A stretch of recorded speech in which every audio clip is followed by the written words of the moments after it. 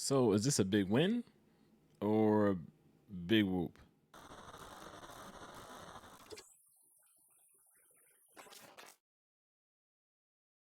Welcome to Unifier TV, where truth has no fear.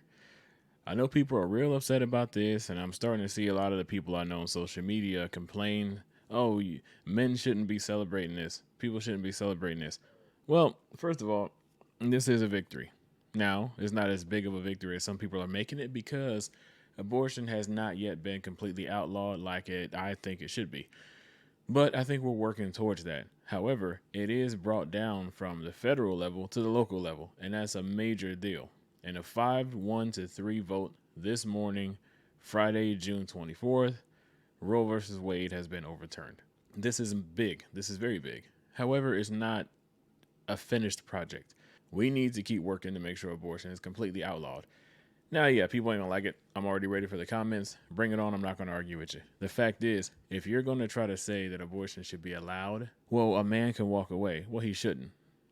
A woman can walk away too. There's some very negligent mothers as well. So it's not about battle of the sexes here.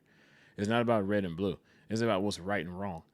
I understand there have been situations where men have put women in positions where they had no choice but to physically give up their bodies, and they ended up pregnant. That's a sad situation. I totally understand. There are situations where I understand why abortion is considered, but I'm never going to say it's okay. Never. I don't judge the person, but I disagree with the act. That's me. That's my opinion.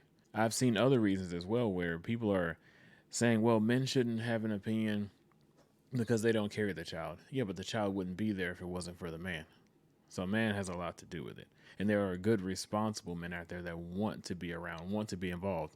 So just crapping on men because they don't bear the child, but they do create the child. Because without him, you wouldn't have one. Even if you like other women, you still can't have a child without a man doing something. So get over that. Get over yourself.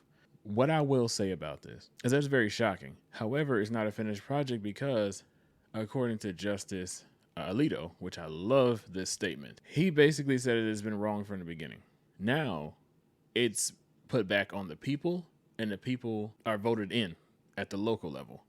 So we, the people, have the power to ensure that we go all the way with this, and we need to. Why do you think the left is so upset about this? It's not just about, oh, women's rights and all that kind of stuff. It's about the fact that they know a lot of these states are swinging red because of how much damage the blue has done over the past couple years in office. They know a lot of these states are leaning red heavily. Red has been taken over on the local level big time. So by the time the end of this year comes and 2024 comes, they know it's going to be red nation. They know this. Now, does that mean everything's going to be perfect? Not at all. Not at all, because it's still about individual agenda. It's not about the political party. However, it does worry them. They've been talking about it for the past couple years. It worries them that things are going so red and red has so much influence. So this bothers them because if it's put on a local level and we're voting in a lot of red in these states, this abortion law is going to become harder and harder to be able to find places to get abortions legally. And they know this. People are going to start having to travel out of states, maybe go out of the country. It is what it is. It needs to be completely outlawed. To the people who want to make the argument that they have a right to abort a child if they are not ready, or if they were forced into a pregnancy, or if it was through incest or something like that. Okay, how about this then? How about the next time someone is bullied and they pull a gun on someone, or they use a knife on someone, or they do something worse than that? How about they don't have to serve any jail time because they were bullied?